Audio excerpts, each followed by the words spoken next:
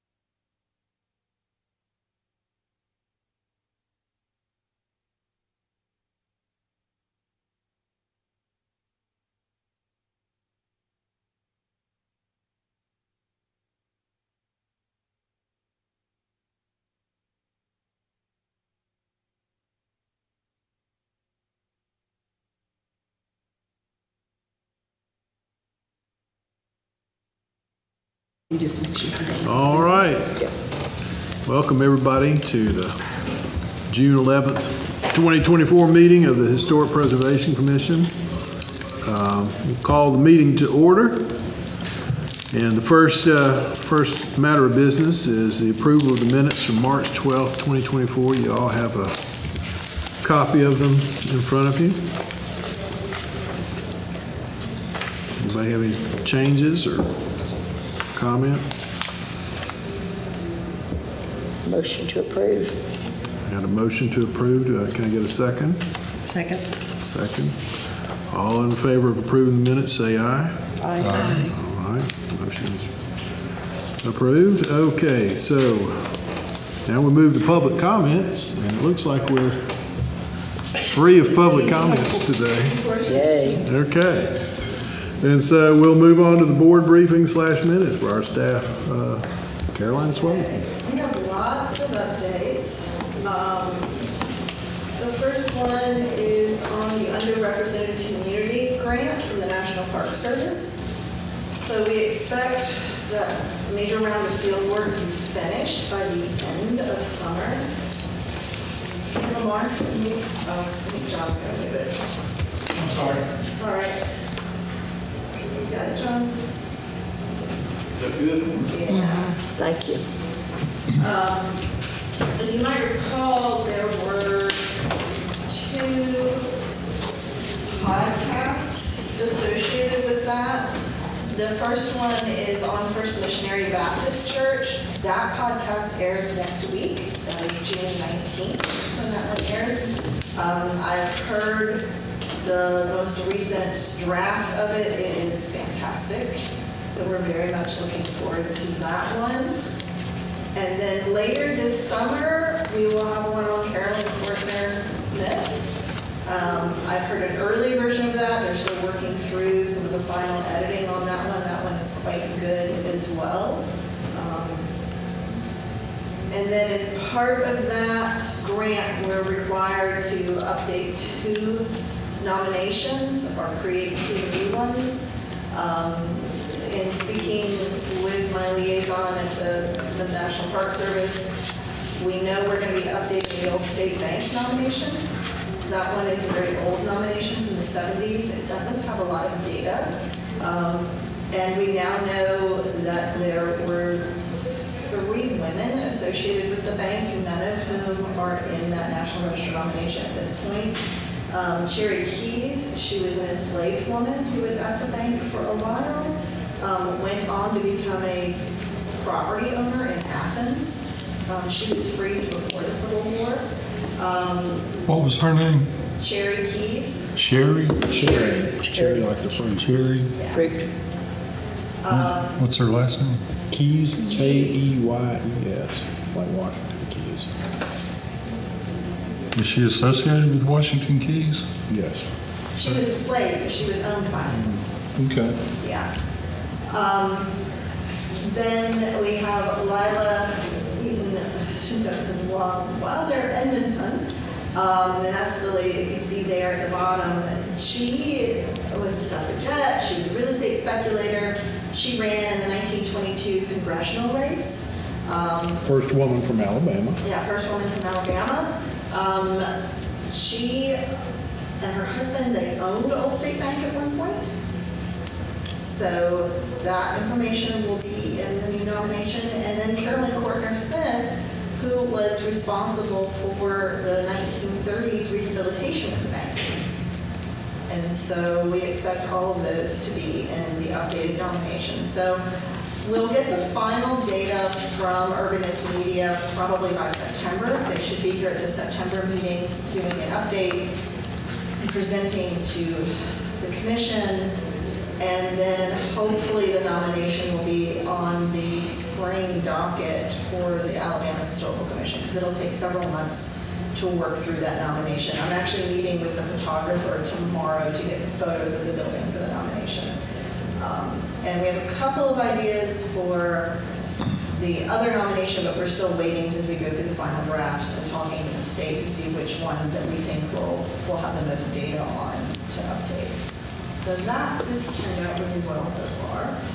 And I was actually in Birmingham last month at the National Main Street Conference. The National Park Service had asked me to attend and be one of their presenters on the grant program to explain to people what it was like and how it worked. So I was there with, I don't think who else was there.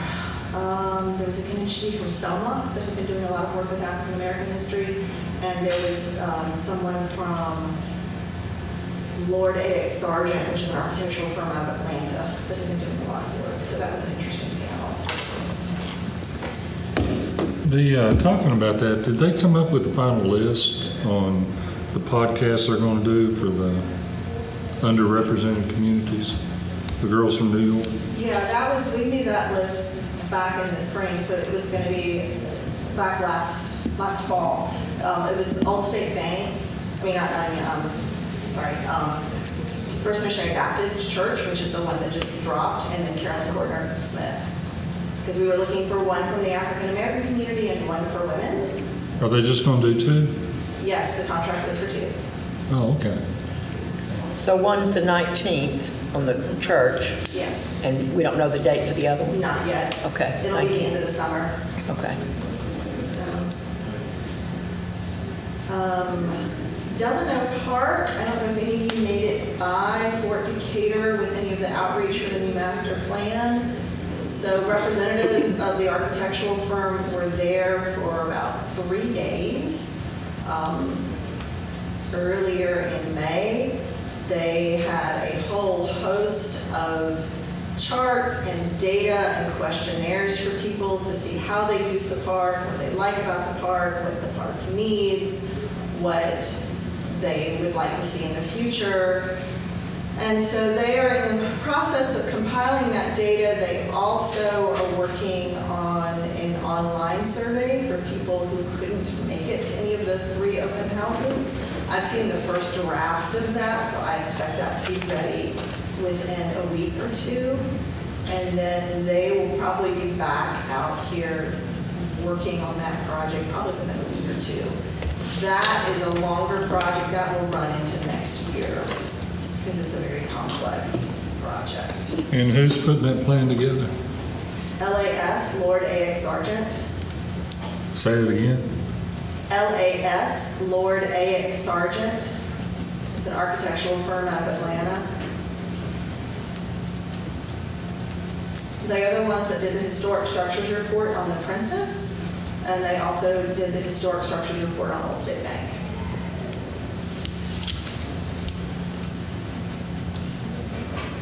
Caroline, are they working with a committee that's been involved in all of the revitalization of Delano, or what? Who are they working with? Who are they working with in Well, terms of- who are they, and this is just a personal question, I guess, but in our community, who are they working? I know they had all these open houses, but are they working with Barbara Kelly or somebody that has been So really... they had stakeholder meetings with the major stakeholders, which include fire, police, the library, Delano Park Conservancy, council members, Historic Decatur Association. I might be missing one. There might be one other in there. And then they had open houses for the community. So they have taken all of that data that is going into their next steps in terms of the research and the proposals. And I know you've told us this before, but who is paying them? It's a grant. So the city has a matching portion, and then I have a grant from the Historical Commission. So it's partly city money and partly from Alabama Historical Commission funded the other. Yeah. So ultimately, you're the one kind of watching the grant issue. Okay. Thank you. And it has various components. So some components are historic structures report, which is looking at the buildings. Some components of it are historic landscape, which is historically what has been there. And then some portions are our master planning, which is planning for the next several decades. So Old State Bank,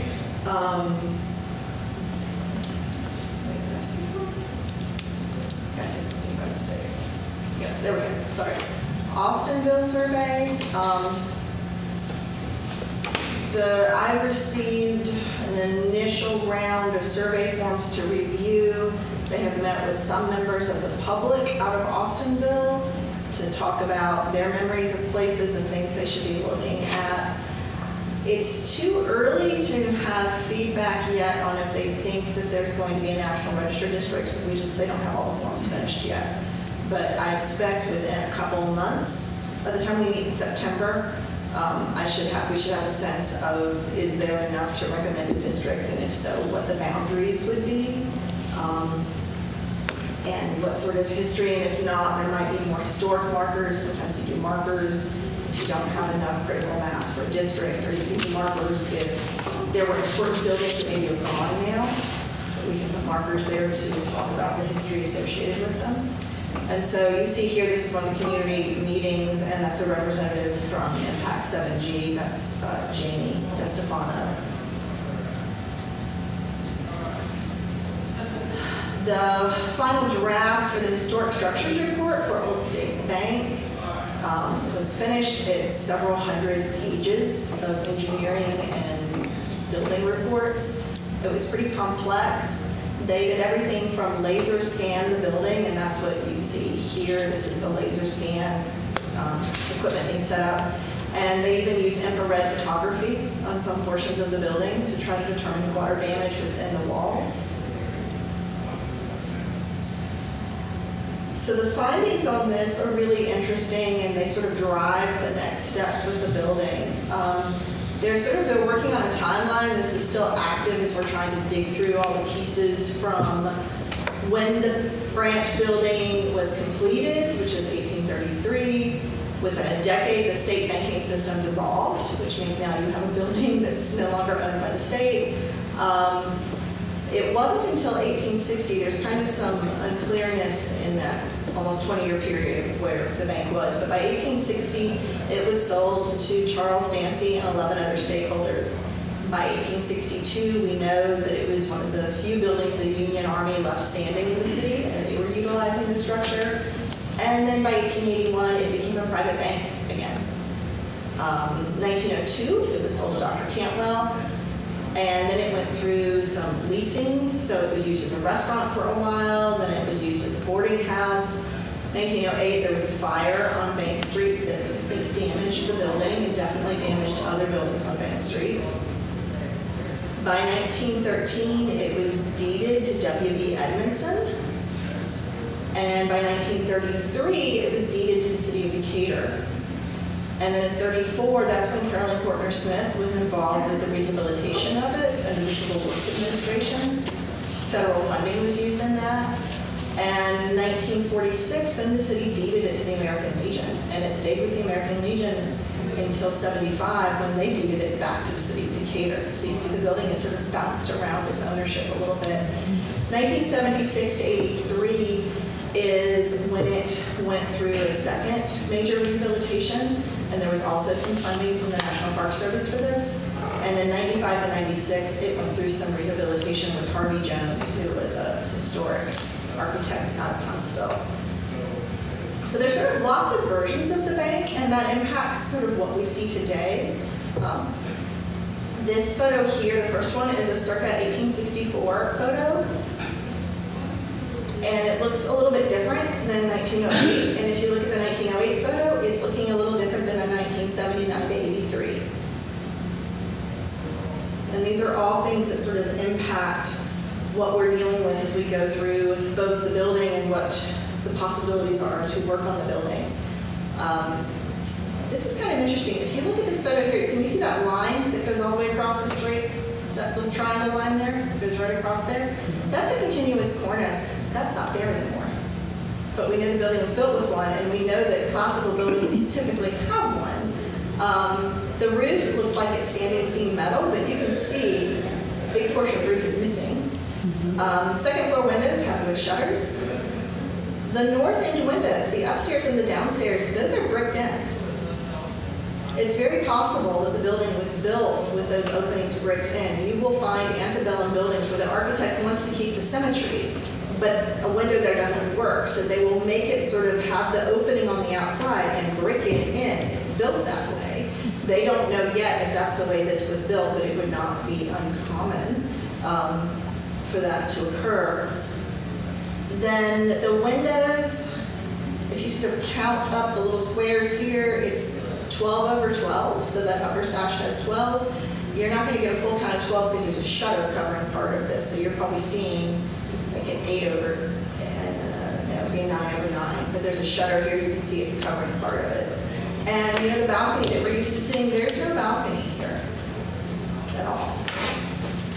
That did not exist in that time period. And so to sort of look at this, now you'll see the windows are open, and see that cornice, you see that line is not there? This photo is from 1881 to 87. Now we have this little arched window up here. And there's a second floor opening, but there's no balcony there. And there's a Sanborn map here that shows that there's a wood shingle roof over the portico, so the portico section proper had wooden shingles. And you'll also notice this is the commercial block that used to be there. So it looked quite different originally because that was part of a really busy commercial district. By 1907, we have another change on the pediment. There's a Gothic window there. There's not an arch window and it's not solid anymore. It almost looks like somebody had an extra window from a church construction project and just wanted to use it up. The ground floor windows are different. On the main floor, if you notice, it's one big sheet of glass over one big sheet of glass. The second floor, we're at 8 over 8.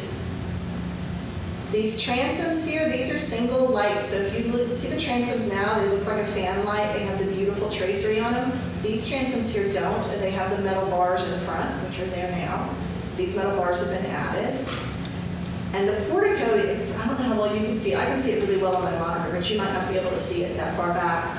If you look at the ceiling, these are pressed metal tiles. These are stamped metal tiles on this portico ceiling. We're guessing they probably came from the Decatur Roofing and Cornice Company because that was established in 1887, and there's lots of discussion about how their materials were used in different buildings around town. So it's highly likely that's where it came from. So, you know, here, anyone been up there lately? Do you know what the roof, the ceiling is under the portico? It's plywood. It's pieces of plywood. So you'll see the seams. You can see the seams if you stand down and look at it. Circa 1908, we've now got restaurant signage. We have, one of the ways they can date these is like, oh, okay, we have electrical and telegraph poles, right? So they can sort of start bracketing in. It appears the building's been painted white now. And there's a lot of structural braces on this northeast wall. So you see these little black flecks here, and there's some there. There's one here, there's some over here. Those are structural braces that are trying to tie the building back in. We'll get to those a little bit later, but remember those braces. And this is the outbuilding that used to be there. The outbuilding that's there now is a reconstruction, but this is a photo of what was there.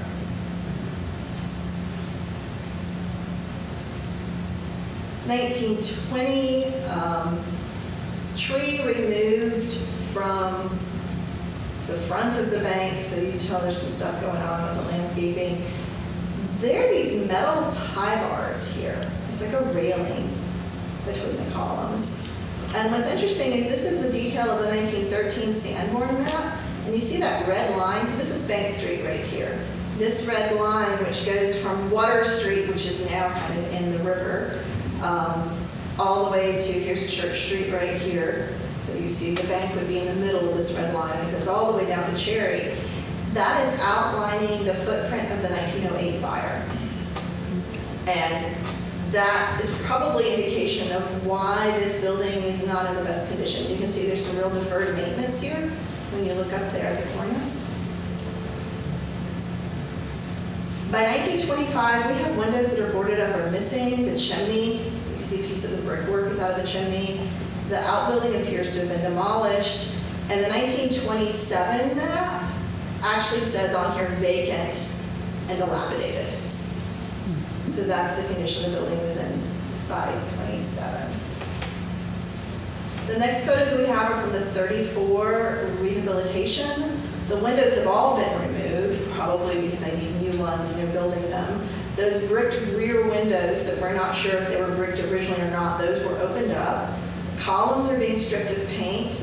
They're doing work on that Gothic window up here. The iron guardrails that were here are not in this photo, but they were brought back in, so they think they can pull them to have them restored, and that's why they're not in the photo. The portico ceiling is being removed. Of course, that's what it looks like now. Also, circa 1934, here we've got, exterior is white. This is the first image we have that shows the balcony on that second floor. So that's giving us a bracketing date for when that balcony was installed. There are no iron bars on these fan lights. Now remember earlier we didn't have this fancy tracery, we had iron bars. Now we have both. If you go there now, you will have iron bars and tracery. The doors are new, and these doors are 8 panels. These are not the doors that are there now.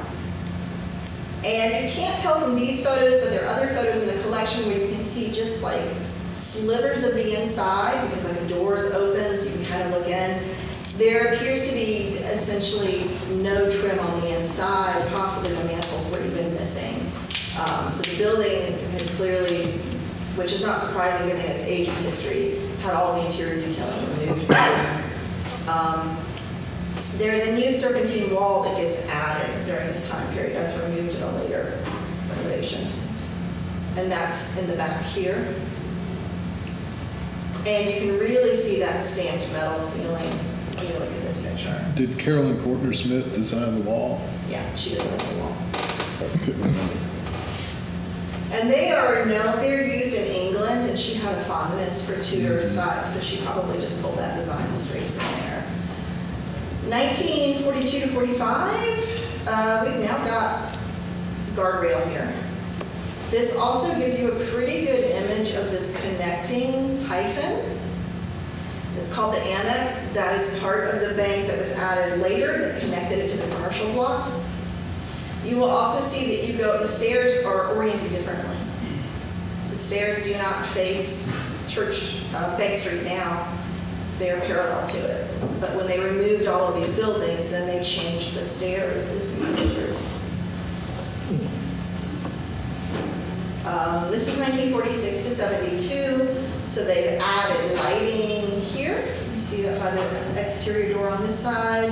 We've got screens on the windows. If you notice, the windows upstairs are now 2/2, so it's like every time you turn around, they've got a different window configuration in there. This is the first floor lobby, what it looked like when it was used as a clubhouse and an event space.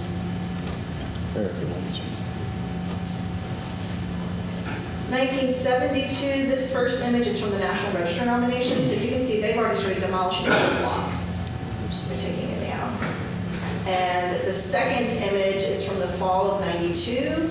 They're trying to stabilize the annex wall because they pulled all these buildings down, so now they have to work on that. By 1979, they removed the annex entirely.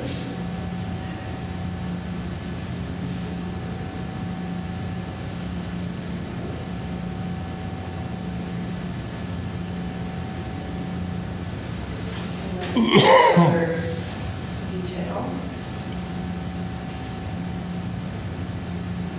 This is the upstairs, and this is the only interior image we really have of the annex right here, because they had gutted the upstairs. They pulled out the walls, which we will circle back to what that did in the building later. And so they put a performing stage in here, and then this is the annex that you see back there. So it ran behind all of this.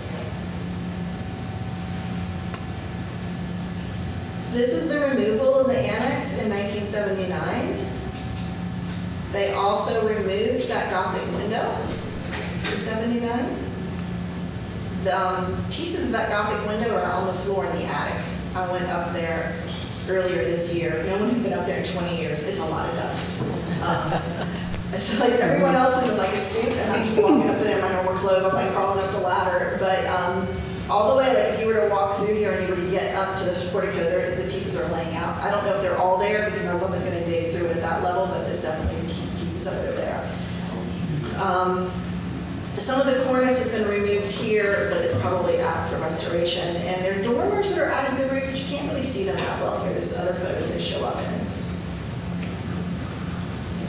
And you see here, this doorway, but remember there was an annex here, right? So this doorway is how you would have gotten into that annex. This is circa 85, so now you see they have added an exterior doorway here. That is a little dormer I mentioned was up on the roof. You see how the front steps have been altered? There's a new outbuilding back here, and there's a wheelchair ramp that's still there that's accessed sort of from this end. So in terms of some of the findings of the report, there were sort of two major reasons we commissioned it. One is there was concern over the stairs because they are showing significant distress. And the reason they're showing distress is the dirt, the rubble that they sit on, there's not enough of it there. Either it has eroded over time or compacted over time, or it could also be from the vibrations of the highway there, but the steps are shifting. And so that's putting stress on the front of the building because they need to be put back into place. Amazingly enough, the columns are solid. They did 100 measurements on those columns, the engineering firm, to check them, which they're very pleased with because if the columns had not been solid, that would have been another issue to address. This non-historic portico, which is what's right here on the side, it's having significant issues. The fill that was used under its flooring has also sort of partially disappeared, so it's sunken quite a bit if you were up here. The roof pitch doesn't really match the historical lines. It's sort of considered incongruous with the building. The flooring, those pavers are tilting, and when they use copper, which they should not have used on this roof, it is now staining. When you use copper, it will stain. And so we started to stain the masonry quite a bit. One of the recommendations of the report is to consider removing the portico because this entry portico here, the side portico, because the side porch is not used. It's actually blocked from the inside, and they literally would have to pull it off to reconstruct it, and it's not used, so there's really no point in pulling it off because it's from, the 80s. It's just taking it off and leaving it off. The iron balconies, they went in and used infrared photography looking for moisture. So the balcony, even though it's the one on the front is shielded from the elements, because of the way it was put in there, it's not particularly stable. They essentially said you should not be walking on it. But it's created a lot of damage for the brick. And so moisture is coming in because there are holes that were associated with drilling that balcony in. So when you're looking at the infrared here, it's the dark, so the darkest colors, that's where the moisture is going in. And they're still not sure what was there before the balcony was there. If it was, they're trying to zoom in on this historic photo, so they have special equipment because it's really grainy, but they're still researching that. The foundation and the floor framing. In 1934, they partially dug out underneath the building to provide space for a cold heat system. The problem is when they dug out the basement, it's destabilizing the lateral movement of the soil. So the soil is supporting the foundation, but they removed a whole lot of the soil. And they didn't reinforce the foundation to compensate for that. And then there are also some severely insect-damaged floor joists. Now, these are very old, so this damage occurred quite some time ago. It may have very well been there in the 1970s, but they didn't go back in and address the structure. So they took care of the insects, but they didn't fix the structure. So the floors are framed to support loads of about 25 to 40 sort of pounds per square foot. A residential load, if you're building a new house now, they would require that it's around 40. An assembly space, which is what this has been used as, they now require that to be about 100. So they have essentially said, that the support beams are fracturing under stress and the building cannot handle the load, which is not surprising because it was not designed. It was essentially designed for a very different purpose, and it's also has some age on it. The staircase is not original. They think it's from the 83 scope of work, and the staircase before that was rebuilt during 1934. So they don't know what the original staircase looked like. This is at least the third staircase in the building. And there was, the other reason we started looking at this is you can't see it very well. There's a crack here, and it's about 4 feet long. And that sort of materialized about a year ago. And that was our first clue that something was up when the 4-foot long crack appeared. So part of it is that dugout basement. They're wondering, okay, did that destabilize? But remember those early photos I showed you, and I talked about there being all those little braces on that wall? That north wall, even in the earlier reports on this building, the north wall has been problematic for some time. And it's trying to sort of twist off of the building, essentially. So one of the things we're looking at from an engineering perspective is tying it back into the building. And when we do that, then we can go ahead and address the building to hold more load as well, because you can add that in as part of the engineering scope. So that's why about a year ago, we limited people from going upstairs entirely, because we really weren't sure what we were going to movement on the building. The roof framing, this was very interesting when I went up there. So this is not dust, this is char from fire that we're looking at in here. There's some really heavily charred beams that are towards the front, and they're thinking that may have been that 1908 fire. It may have damaged part of that front of that building. But some of the beams are clearly reused, like whether they came from somewhere else or whether they came from this building, but they got moved and they have new fasteners on them when they reused them. The roof framing is undersized. It really doesn't meet uplift strength. Oh, I can still strength in there. You can fix that. So that is something that the engineering report addresses as well. So received about 600, maybe 680,000, I don't remember the number off the top of my head, grant from the state to start on the next phase. We're getting ready to do detailed scope of work, and so we'll bring the engineering firm back in to really, we're going to do what we call selective demolition. So we're going to pull down some of the ceiling in the first floor to look at the joists on the second floor. We'll probably open up some portions of that north wall to really get in there and see what is needed. Once they do that, then they'll be able to go into cost estimating. And we can work on construction bid documents so we know like the actual specs, what are going to be required. So we are starting to work on that now with LAS. We are hopeful that we should be able to go out to bid on portions of it maybe by the end of the year. Depends on how long it takes to get some of the specialists in. This is a very old building, so as you can imagine, there's only certain firms that really have the capacity to do this sort of work. There's an engineering firm out of Charleston, South Carolina that specializes in antebellum load-bearing masonry buildings, and they brought in on this team. But part of it is just getting everybody in the room at the same time to sort of go through it. But I was really impressed with the report, even though it took quite some time to read. They're quite thorough in their work, and they are used, this firm is used by the National Park Service quite a bit in some of their projects.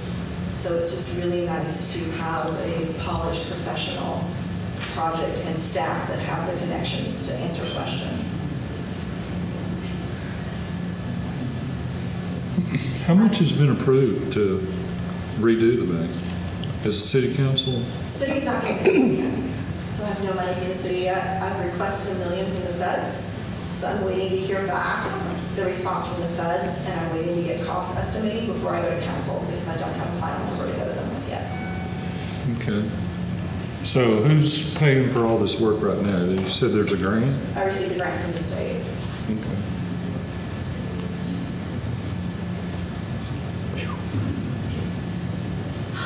For future grants, it is too soon for me to know, but I applied for 2 grants from the state this last cycle, so I should hopefully know within the next couple months.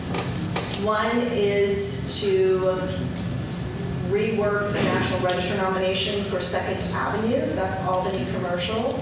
We had it surveyed a couple years ago. It would be a boundary expansion in some places. It would also be expanding the period of significance, and there would likely be a boundary reduction in some areas as well. So it's fairly complex. We would like to do this because we have people asking about tax credits, but until this is updated, we don't have the federal paperwork required for people to use those tax credits if they want them. And the second grant I asked for, because sometimes they can give more than one, it just depends on who applies, is for a conditions assessment report on the Carnegie. So it's a little different than a historic structures report because we know this was used as a library until it became the Arts Center. So we don't have a complex history of building changes that we need to research. So that portion is easy, but what we do have is a historic building that we really need all the systems looked at. We need to have connections in the flooring and the windows and examined. So I've asked for money to have one of those performed. But I thought the Baptist church had it after it was a library. I'm sorry, what? I thought the First Baptist Church had the Carnegie. They used it for their Classrooms. youth, yeah, for a little while. Youth book. Yeah. So they owned the building though, didn't they? My understanding is it was leased. Okay. The city still retained it. So. And I had been asked to do, to find out updates on council with Sykes and with Garth.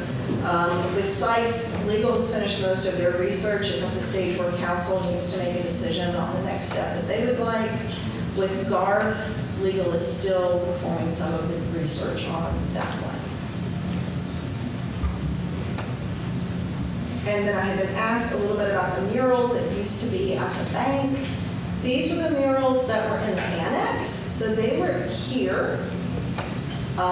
They were removed during the remodel and they were placed in storage. They have not held up particularly well over time. They're very fragile. And how much of that is due to age and how much of that is due to the materials that were used, I don't know. They're flaking pretty badly, so they try to keep them climate controlled. These are some of the photos that were taken when they were doing some research on them. And they are at Archives right now. Archives is making this holding them so that they're in a safe place.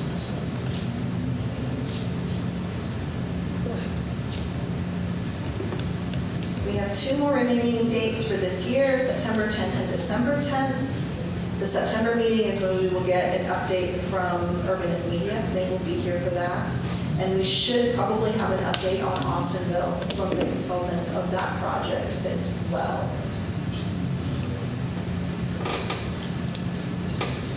And I don't have any reports. I always wondered about the artwork that was in the Old State Bank. If somebody like the Arts College would be interested in trying to do some restoration in it as like a project for the kids for their art college. They don't teach conservation classes, so they probably don't have students that would be trained in conservation techniques because that's not an art student, that's like a conservation lab that would be needed to determine the stability of the pigments, the color of the pigments. It's very different than like a new art project. So what are the plans for that artwork? It's just going to sit in the I archives? think right or- now it's sitting in archives. Yeah. I'm going to start charging it rent.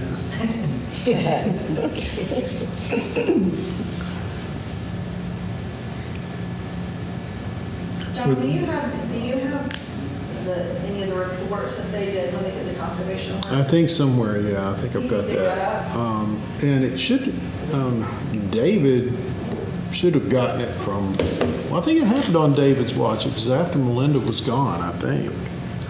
Isn't that right? So David or Suzanne may know where it is as well, but I think I have a copy. I'll see if I can dig it up. Would there be any interested in talking with the art college, see if they'd be interested in doing something with the paintings?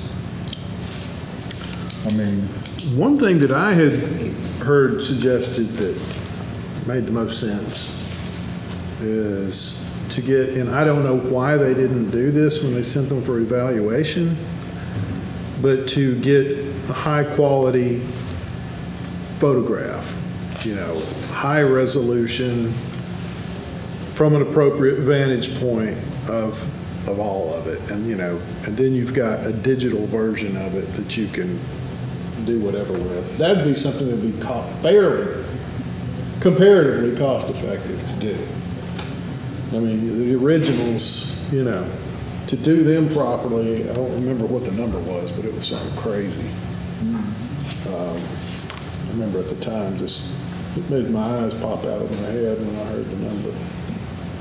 But What are the painting, what's the structure of the mural? I mean, it's not on canvas. they're What is it on? rolling, it's on Oh, canvas. okay, yeah. Yeah, they're on canvas. And right now, they were rolled up real tightly and stored in the basement when Phil and I found them. I don't know, how long ago was that? 10, 15 years ago. So when they sent them to this firm in Atlanta, they put them on big cardboard tubes kind of so that they're not as stressed. So it's still rolled, but it's rolled on something that's about like this instead of something like this. And covered in polyester. It's not plastic, it's polyester. So it's not outgassing or anything. So, I mean, they're as stable as they can be, Is there without grants sinking some for money that? into it. Right, is there grants for something like that? I mean, because how old are they, like They're from the 30s. 30s? Yeah, when Carolyn Courtner Smith did the restoration, she commissioned, what was the woman's name? Eleanor. What was her Yeah. name? It was a woman artist. The from well-known Birmingham. artist. Her husband actually did some of the sculpture work in Ill State Bank. So, his name was George. What was her last name? But I've got a PowerPoint presentation on those that has each of the slides. Would there be objection if I talk to the art college and see if there's something they'd be interested in doing? I can tell you they can't do it Yeah. based on, You're I on mean, board, I'm on right? that, because it's not, that is, we've talked about restoring things before, and that is a really, It's very help fraught. me with the word, it's very A lot complicated. of responsibilities. And- People come on and you- behind you later and say you did it wrong. And It's not something a student would even, the faculty would even consider doing, honestly. It's just, Carolyn, you know more about this than I do, but we've Well, talked our- about restoring things, Art and it's, restoration programs are at schools that have large chemistry departments. Yes, There's a it's- significant component with the colors and the mixing and stabilization and chemistry. yeah, it's, Would you mind if I talk to them about it?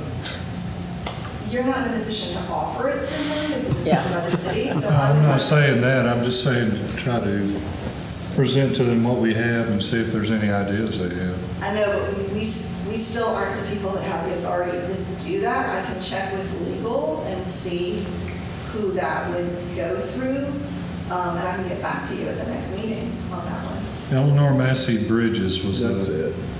lady's name that did the painting. She was a well-known artist down in Birmingham.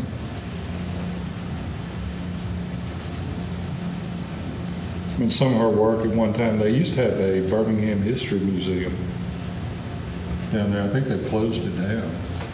But a lot of her artwork was in that museum. Some murals, other murals that she had done. Her husband was a sculptor, wasn't Yeah. he? And I don't know if any of the sculptor work, he's supposed to have done some of the sculptor work in the Old State Bank, but I don't know what that would have been and if it's still there in the Old State Bank. He did sculptor work, she did the paintings. so do we think that there's any kind of grant available for something like this or not? It would, I'm not aware of any, and it's not, Well, what would the end game be anyway? Good Anyway, question. I don't know that we need to get into this right now. But, I mean, well, it's public comment or whatever, I guess. But, where would they go? So, The art college, the,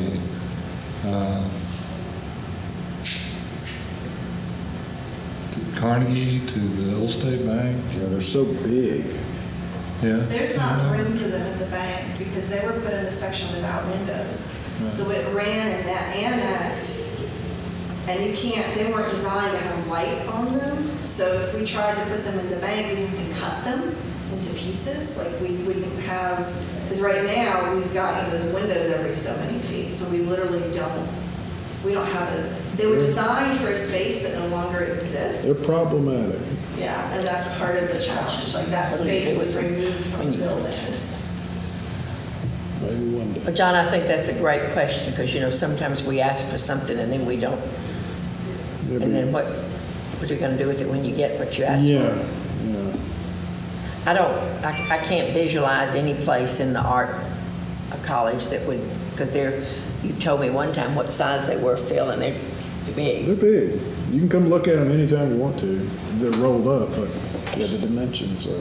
Yeah, we've got the dimensions. They would almost fit in where the staircase is in the old state bank. There would be, as far as the height of the ceiling and that wall that's there by the, there's, I don't know. I'm just asking the question. Good food for thought. From it's now, again, some of the artwork and some of the subject work is controversial a little bit, but that's part of what art is, I guess. We just got back from Europe. I saw a lot of controversial art when I was Some over you there. probably shouldn't have been looking at. Yeah.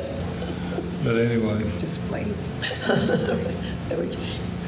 yeah, find out if there's someone that would give us approval to talk to the art college, and I would just be interested in getting their feel on what they think we ought to do with it. I guess the council could vote to do anything they wanted to with it.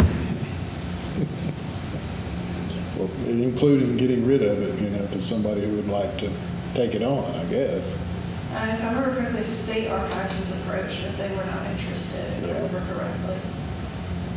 So, It's just, they're not going to get into something that big. yeah, they're large and they're in poor shape. And that is often the challenge with art is, and when it's that big, is you have to be able to stabilize it. And it's very difficult to stabilize it when you have something that large. To keep it in a constant temperature, controlled, address the damage, match the pigments, get the damaged sections fixed, and then keep that substrate happy to make sure everything stays on it. Where do you have them at the archives? In the basement. In the basement Yeah, downstairs? which is actually remarkably stable as far as humidity, and you wouldn't think so, but it is.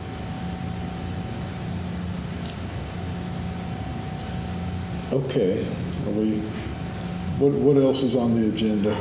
That is all that I have. Okay. Well, do we have any other comments from any members of the board? I said this to Caroline because I had two different people approach me about it.